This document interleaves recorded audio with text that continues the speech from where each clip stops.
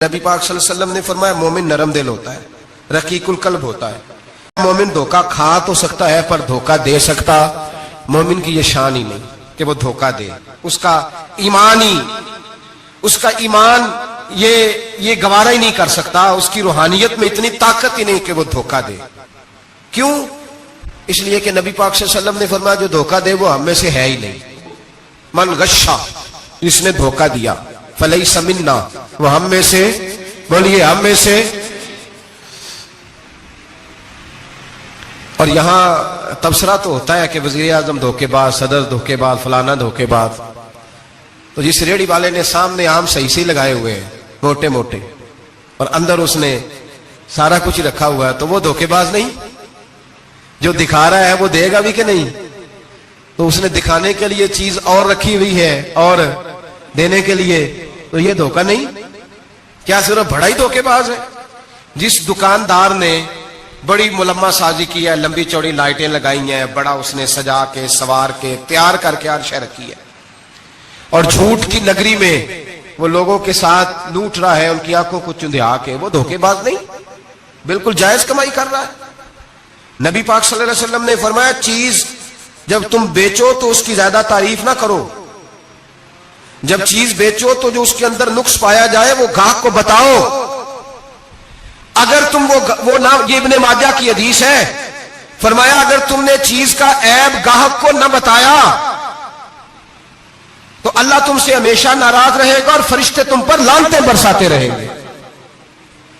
حضرت واصلہ بن اسکے رضی اللہ تعالیٰ عنہ حضور کے صحابی ہیں. اللہ اکبر.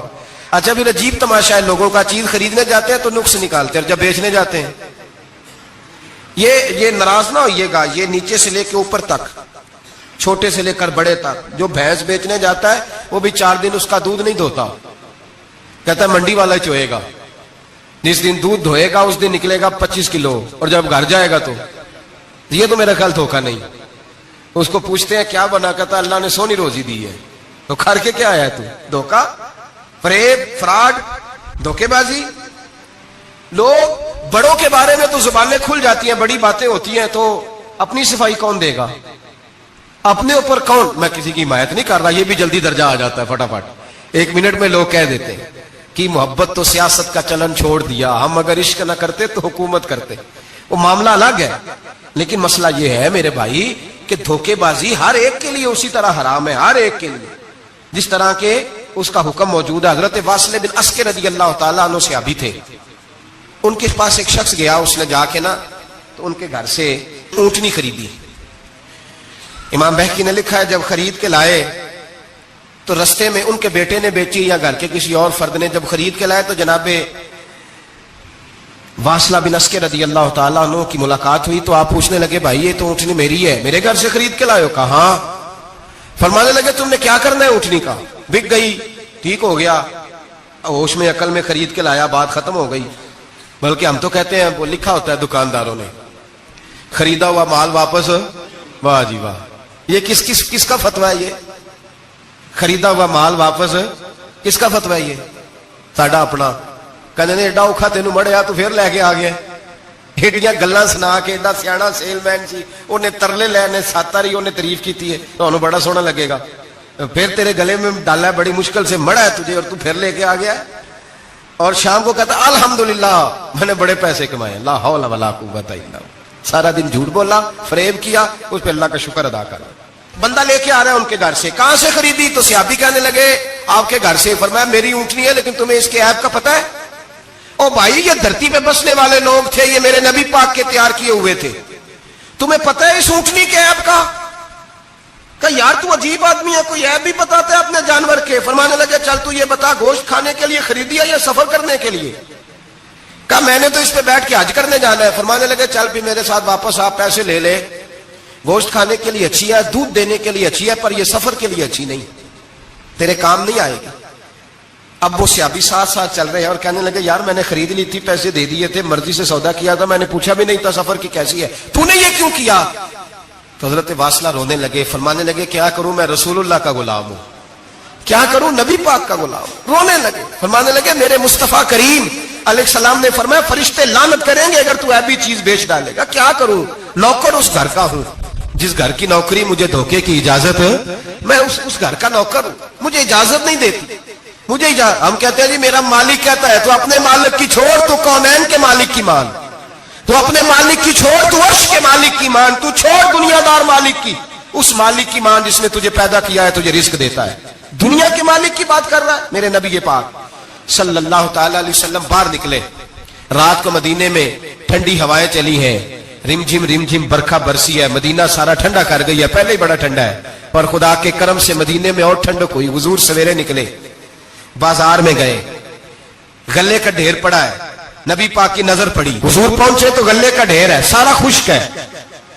محبوب نے فرمایا رات کو بارش ہوئی ہے, تیرے غلے میں پڑی نہیں, تیری گندم خشک رہ گئی, رات اتنی بارش ہوئی. نبی پاک پردہ پوش ہے کہ نہیں؟ بولے سارے. میرے اعلیٰ حضرت فرماتے ہیں قیامت میں ہمارے عیب چھپیں گے تب جب مصطفیٰ اپنی چادر میں چھپائیں گے. وسعتیں دی ہیں خدا نے دامن محبوب کو, عیب کھلتے جائیں گے اور وہ چھپاتے جائیں گے. حضور پردہ پوش ہے نا, لیکن دھوکے باز کی نبی پاک پردہ پوشی نہیں کرتے, جو دھوکہ دے. اگرچہ اس صحابی کے بارے میں محدثین نے یہ لکھا ہے کہ وہ دھوکہ نہیں دینا چاہ رہے تھے, ان کو ابھی اس مسئلے کا پتہ ہی نہیں تھا. جب پتہ چلا تو پھر دوبارہ انہوں نے یہ کام نہ کیا. اللہ کے حبیب صلی اللہ علیہ وسلم پہنچے, فرمایا تیرے گلے پہ, تیری گندم پہ بارش ہی نہیں ہوئی. حضور نے اپنی آستین کو چڑھایا, بازو اوپر کیا, اور حضور نے گلے کے اندر ہاتھ ڈالا. اندر سے جا کے حضور گیلی گندم اٹھا کے باہر لائے, اور نبی پاک صلی اللہ علیہ وسلم نے فرمایا یہ کیا ہے؟ جب ان کی گردن جھکی تو میرے مصطفیٰ نے فرمایا سنو, من غشا فلیس منا, جو دھوکہ دے میں اسے اپنی امت میں شامل نہیں کرتا. تو ہم میں سے نہیں ہے جو دھوکے دے, فریب کرے, مکر کرے, دجل کرے, فراڈ کرے, بے ایمانی کرے, تھوڑے سے نفع کے لیے, تھوڑے سے. اب تو لوگ ہنستے ہیں, دھوکے پہ مسکرایا جاتا ہے. گوالے سے پوچھا, دودھ بیچنے والے سے, اور یہ صرف دودھ بیچنے والے کی بات نہیں, سب کا ہی رنگ نرالا ہے, سب کا ہی انداز نرالا, سب ہی تعریفیں کر رہے ہیں اپنے مال کی. سارے دھو گزر گئے لوگ. امام اعظم ابو حنیفہ رحمۃ اللہ علیہ, ذرا بادل ہوتے تھے تو کپڑے کی دکان تھی, بند کر دیتے تھے دکان, فرماتے تھے گاہک کو صحیح نظر نہیں آئے گا تو کہیں ایسی چیز نہ خرید کے لے جائے جس کی اسے پوری خبر نہ ہو. وہ گزر گیا زمانہ. اب تو اللہ معاف کرے, حالات اس قدر بگڑ گئے. دودھ بیچنے والے سے کہا جاتا ہے صاحب پانی بڑا ہے دودھ میں, کہتا ہے آج کل بھینسیں پانی زیادہ پیتی ہیں, گرمی بڑی سخت ہے. مذاق اڑاتا ہے. ایک چوری, اوپر سے اس کا اظہار اعلانیہ. میں نے ایسے لوگ بھی اپنے کانوں سے سنے ہیں جو گوالے سے کہہ رہے ہیں, دودھ بیچنے والے سے, صاحب اور یار پانی ڈالنا ہوتا ہے تو صاف تو ڈال لیا کر, تو گندی ندی کا پانی ڈال کے لے آتا ہے. کہتا ہے ٹھیک ہے جناب, آج کے بعد شرم نہیں آتی یہ باتیں کرتے؟ خدا کی دھرتی پر کھڑے ہو کے اللہ کے قانون کو چیلنج کرتے ہیں لوگ, اعلانیہ گناہ کرتے ہیں, اعلانیہ سرعام, کوئی پوچھنے والا نہیں. حیا ختم ہو گئی, دل سے یہ سوچ ختم ہو گیا کہ ہم کیا گفتگو کر رہے ہیں.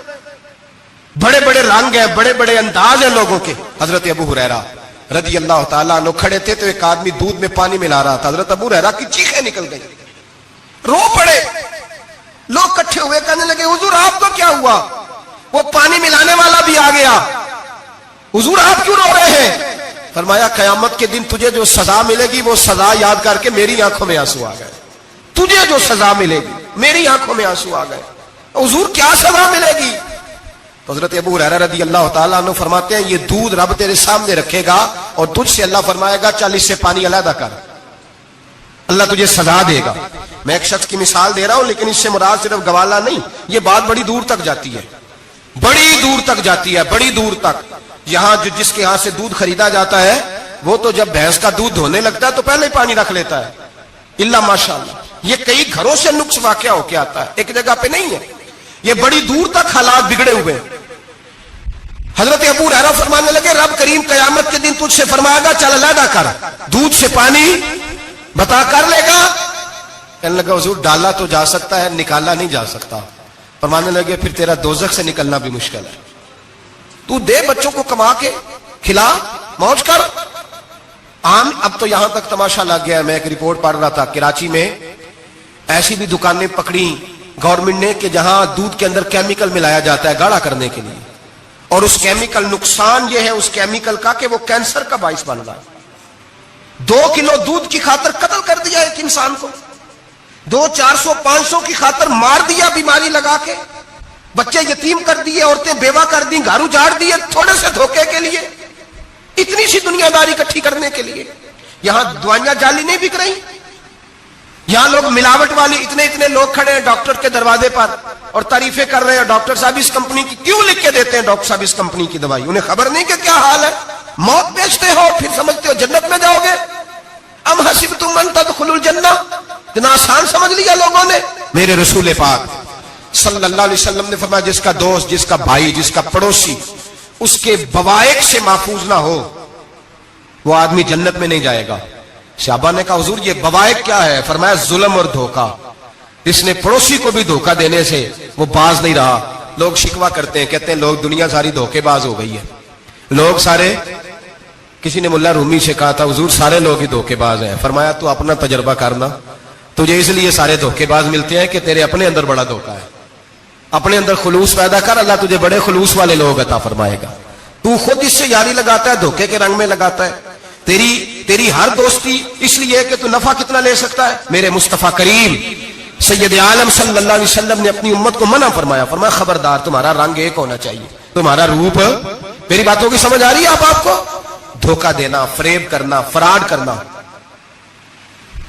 حضرت عیسیٰ علیہ السلام کے پاس ایک شخص آیا, کہنے لگا میں نے آپ کے ساتھ رہنا ہے ہمیشہ.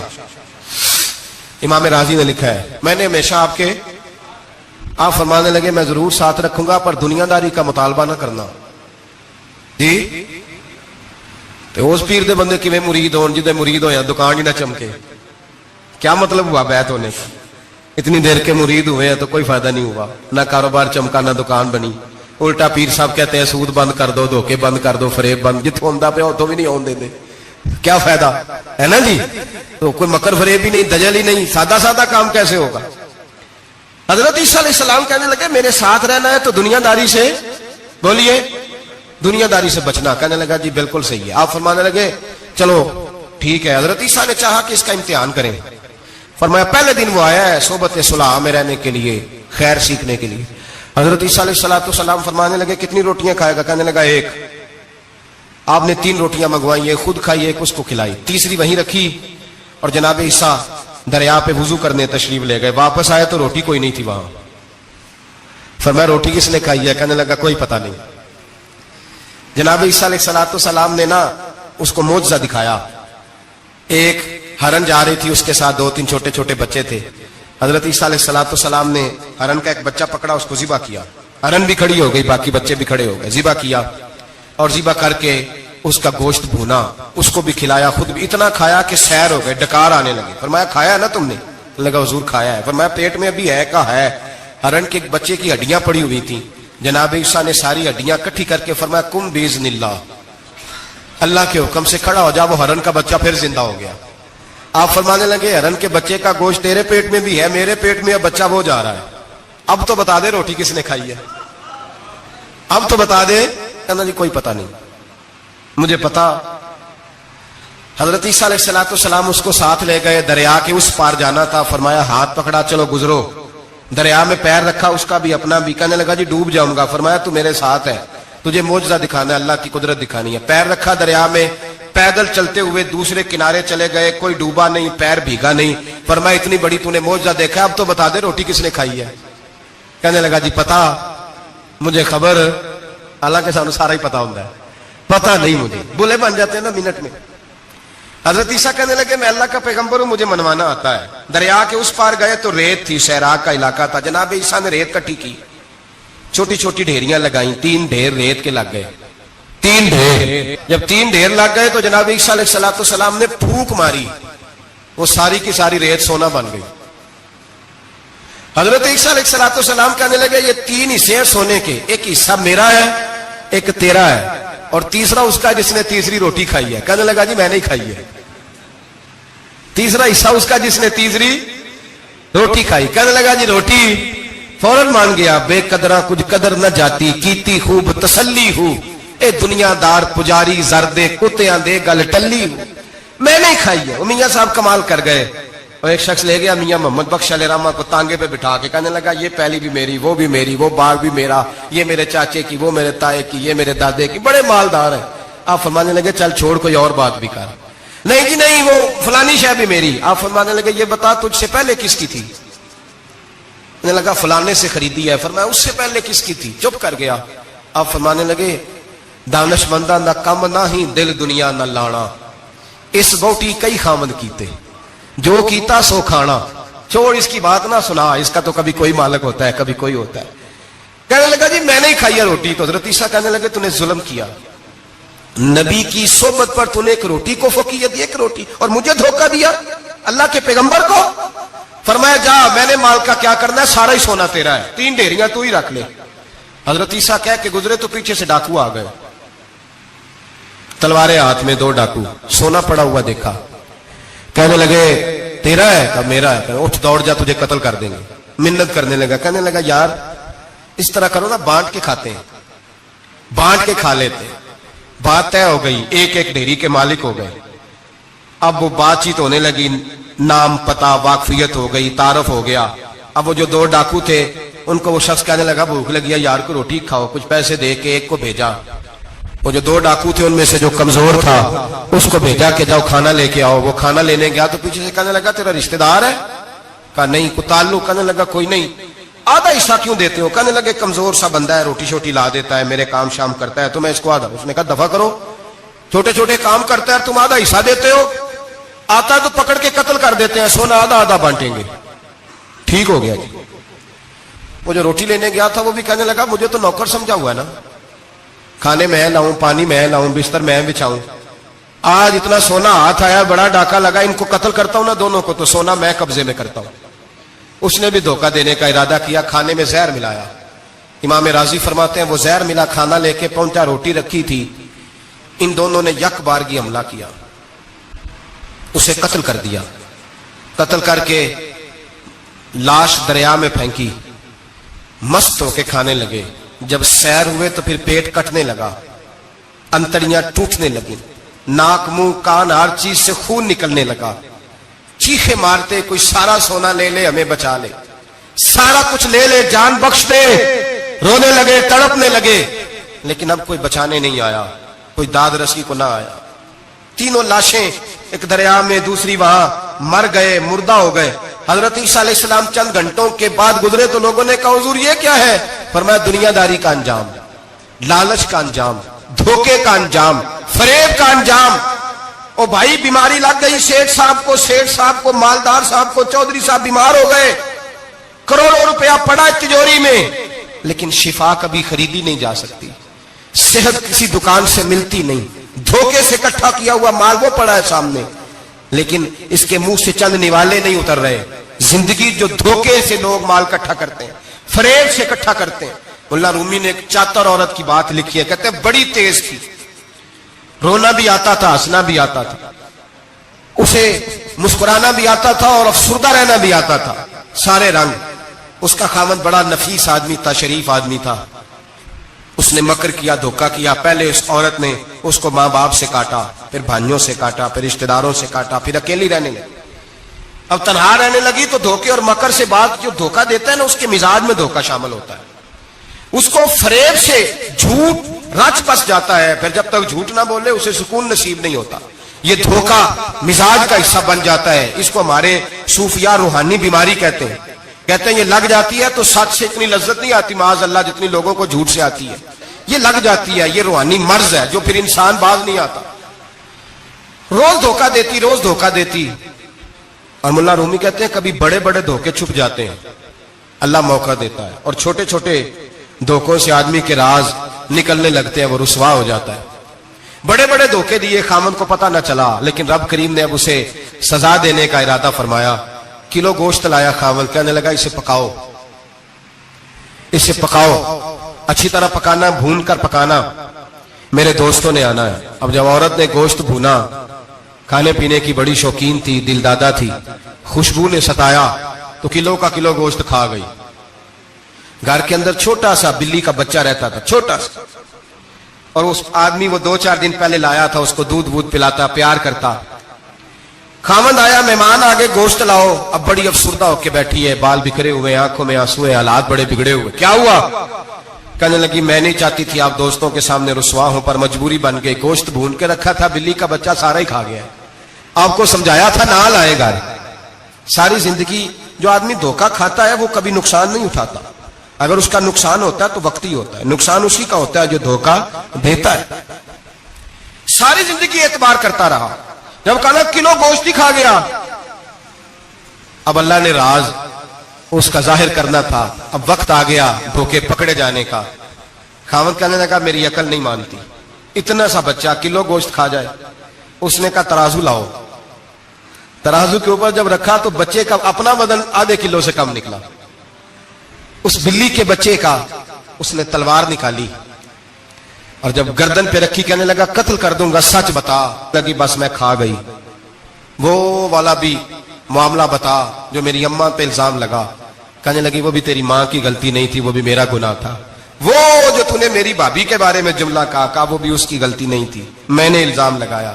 اب حالات کھٹنے لگے، وہ عورت جو کل تک دنیا کو بتاتی تھی کہ مجھ سے زیادہ تیز کوئی نہیں، دیکھ لو میں کس انداز میں راج کر رہی ہوں۔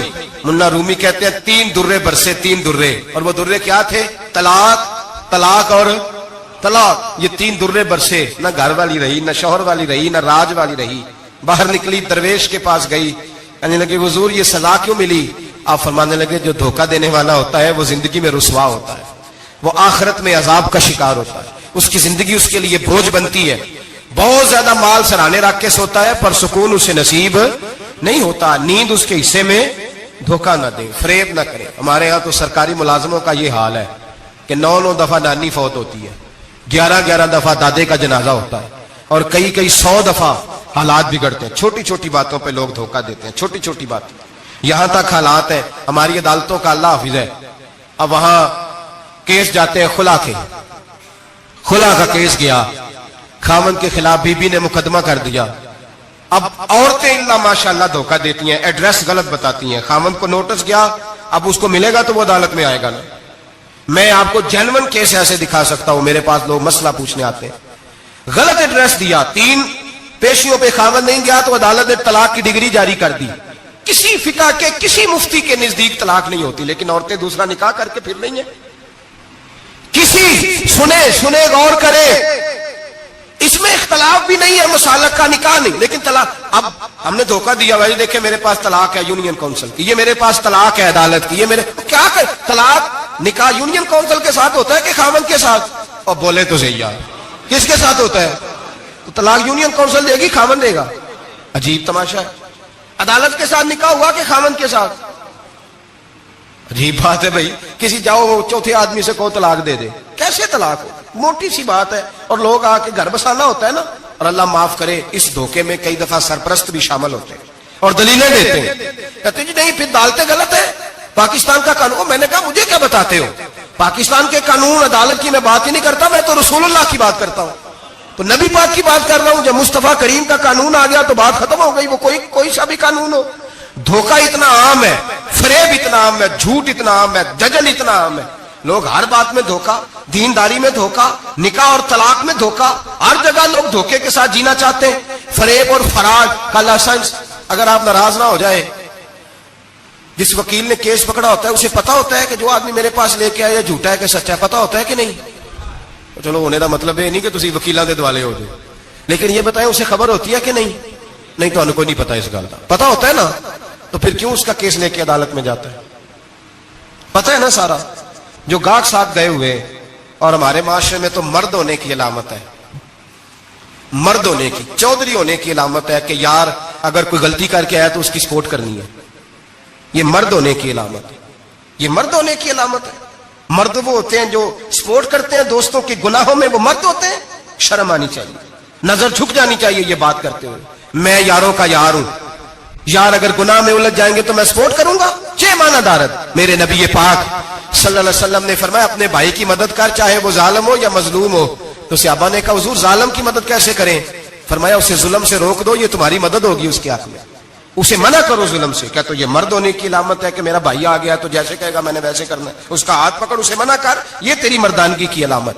میرے نبی پاک علیہ الصلوۃ والسلام نے فرمایا میرا مومن کبھی کسی کو دھوکا، اس کے مزاج میں دھوکا نہیں ہوتا، فریب نہیں ہوتا، فریب نہیں. ہمارے یہاں ایک اور بات بھی اب بڑی عام ہے, اتنے اتنے لمبے آرٹیکل چھپے ہیں, کبھی کتابیں کھول کے پڑھو کہ ہم اسلام کی رسوائی کا کتنا سبب بن رہے ہیں. یورپ میں نوجوان گئے اور ان عورتوں سے نکاح کیے صرف نیشنلٹی لینے کے لیے.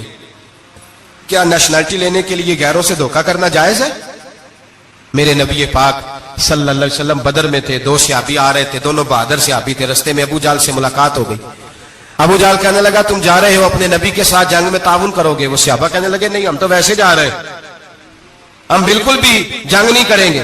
کا وعدہ کرتے ہو؟ کا وعدہ کرتے ہیں. وہ دونوں آ گئے حضور کے پاس, یا رسول اللہ صلی اللہ علیہ وسلم ہم آ رہے تھے اور ابو جہل ملا ہے, ہم نے وعدہ کر لیا ہم جنگ نہیں لڑیں گے. 313 لوگ تھے اور ایک ایک آدمی کی ضرورت تھی. کہا حضور کافر سے وعدہ کیا ہے, کافر سے. نبی پاک نے فرمایا تم ہتھیار نہیں اٹھاؤ گے. وعدہ کافر سے کیا, پر کیا تو ایک مومن نے ہے نا, کیا تو ایک مومن نے ہے نا.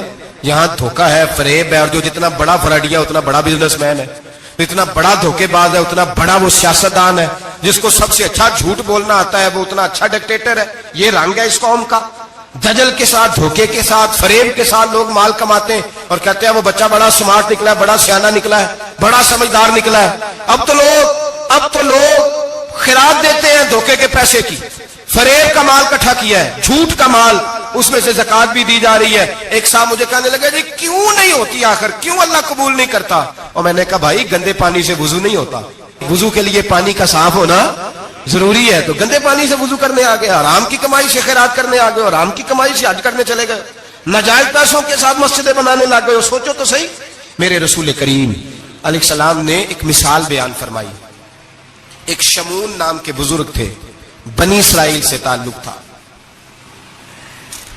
بڑی عبادت کرتے تھے, 1000 سال عبادت فرمائی, ساری رات نفل پڑھتے, سارا دن روزہ رکھتے, اور پھر روزہ رکھ کے تو کافروں سے جہاد کرتے. ساری زندگی جہاد میں گزاری, جس جنگ میں گئے اللہ نے فتح عطا فرمائی. یہ ذرا سوچئے کہ جس کا تذکرہ میرے نبی پاک فرما رہے ہیں وہ کتنا بڑا آدمی ہوگا.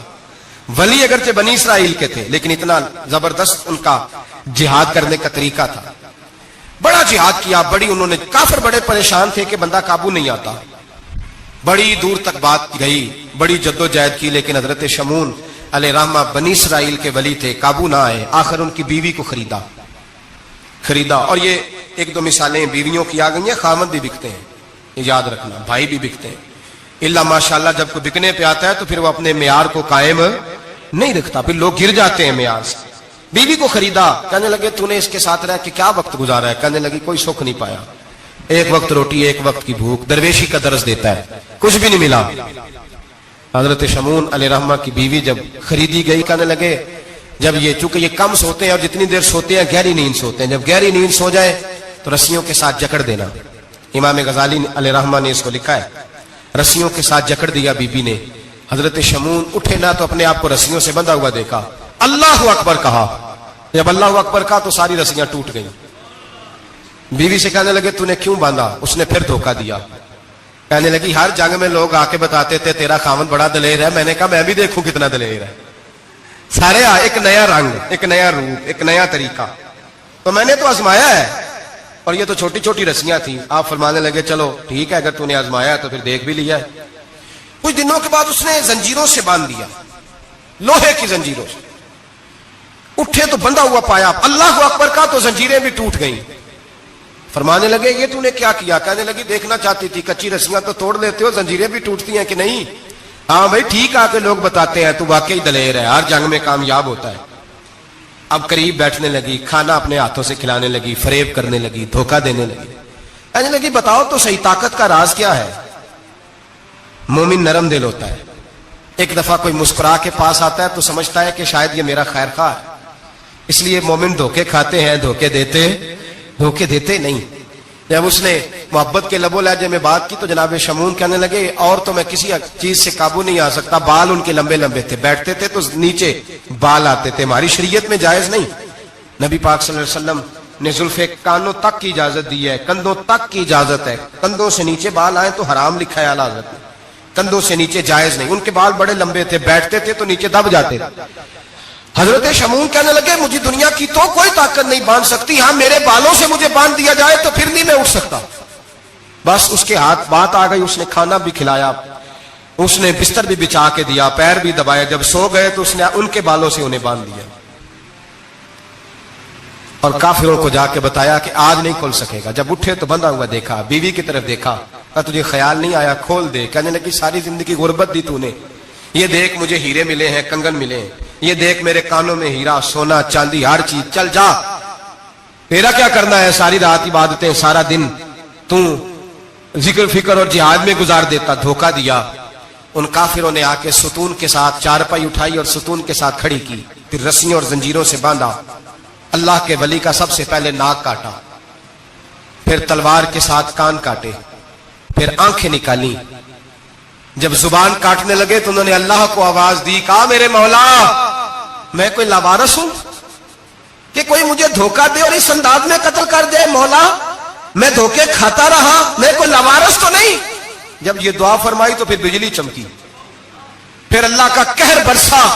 امام غزالی فرماتے ہیں وہ کافر جو آئے تھے وہ جلے, اس طرح جلے کہ ان کی ہوا بھی اڑ گئی. اب وہ بی بی دوڑی آئی اور پیروں میں بیٹھی کہنے لگی بخش دو. آپ فرمانے لگے ساری زندگی میں تیرے دھوکے کھاتا رہا, اب اللہ کی لاٹھی چلنے لگی ہے, اس کی آواز نہیں ہوتی, اب تو خدا کے حوالے ہے. پیروں سے آگ چلی.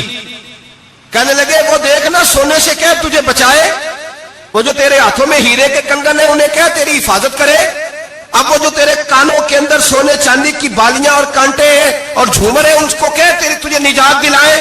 جلتی رہی, تڑپتی رہی, چیختی چلاتی رہی, اور اس طرح چیخی کہ وہ خاک بنی, ہوا میں اڑی.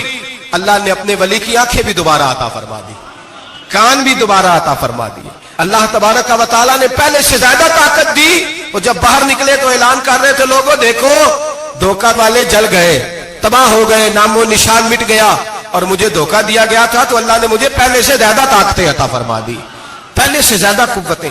دھوکہ نہ دیں, فریب نہ کریں. جو آپ کسی کو دے رہے ہیں, اور میرے محبوب علیہ الصلوۃ والسلام کی ایک حدیث تو یہ بتاتی ہے جو دنیا میں دھوکہ دے گا دنیا میں ہی اس کا نقصان اٹھائے گا. جو دنیا میں دھوکہ دے گا اس کا آخرت میں تو اٹھائے گا, دنیا میں بھی اس کا نقصان. حضور علیہ السلام فرماتے ہیں ایک شخص تھا بنی اسرائیل کا جو کوئی مشروب کوئی شربت بیچتا تھا لیکن اس میں پانی ملاتا تھا. یوں سمجھ لے دودھ بیچتا تو پانی ملا کے بیچتا. بڑے پیسے اکٹھے کر لیے, ایک لومڑی خرید لی, خوشی کے ساتھ اس کو پالا, صبح شام اس سے کھیلتا. ایک دن سوچا کہ دریا کے اس پار جاتا ہوں, وہاں خوبصورت کھیت ہے, کھلیان ہے, پہاڑیاں ہیں, وہاں جا کے رہتا ہوں. دریا میں جا رہا ہے, جہاز پہ بیٹھا ہے, بحری جہاز پہ, ایک بہت بڑا ڈنڈا دریا میں لگا ہوا ہے, اتنی ساری اشرفیوں کی تھیلی بھری ہوئی ہے, وہ بڑا اونچا لگا ہوا ہے, وہ ستون چڑھ کوئی نہیں سکتا. اچانک اس لومڑی نے اٹھایا اس تھیلے کو اور اس ستون پہ چڑھ گئی. اوپر بیٹھ کے پتا کیا کرتی, ایک اشرفی اس کو دیتی, ایک اشرفی پانی میں پھینکتی, ایک اس کو دیتی, ایک پانی میں پھینکتی. بڑا سمجھایا بہلایا, کہنے لگا مجھے بتا تو صحیح کر کیا رہی ہے. بڑا اس کو کہا نیچے آ کھانا کھلاؤ, لیکن نیچے نہ اترتی. آخر لومڑی کہنے لگی اللہ مجھے زبان دے, میں اسے بتاؤں, مجھے زبان دے. اللہ نے زبان دی تو وہ بول پڑی. کہنے لگی جو پیسے تجھے مل رہے ہیں وہ تیرے ہیں, اور جو پانی کو دے رہی ہوں وہ پانی کے ہیں. وہ جو تو پانی ملایا کرتا تھا وہ پیسے, تو جو دولت ضائع ہو گئی, جو کوئی لے اڑا, جو تباہ ہو گئی. میرے محبوب کا فرمان ہے, اسے لکھ لینا کسی جگہ پہ. حضور نے فرمایا جو تیرا مال خشکی میں ضائع ہوتا ہے یا تری میں ضائع ہوتا ہے, وہ زکوٰۃ صحیح نہ دینے کی وجہ سے ضائع ہوتا ہے. وہ جو تیرا نقصان ہوا ہے نا, وہ تو نے زکوٰۃ ٹھیک نہیں دی, اللہ تبارک و تعالیٰ کا حق تو نے ادا, تو ضائع ہو گئے, پیسے ضائع ہو گئے. انسان جس وقت آسانیوں کے رستے پہ چل رہا ہوتا ہے اس وقت اسے ہوش ہی نہیں آتی میں کیا کر رہا ہوں, اور جب اس کے لیے فیصلے ہو جاتے ہیں آزمائش کے, سزا کے, پھر وہ روٹتا بھی ہے, روتا بھی ہے, تڑپتا بھی ہے, لیکن اب حالات اس کے حق میں رہتے نہیں. میرے بھائیوں, میرے عزیزوں, دھوکہ نہ دیں زندگی میں. یا ایھا الذین آمنوا اتقوا اللہ وقولوا قولا سدیدا, اے ایمان والو اللہ سے ڈرو اور بات سیدھی کیا کرو, بات سیدھی, کوئی جھوٹ, کوئی فریب, کوئی دجل نہیں.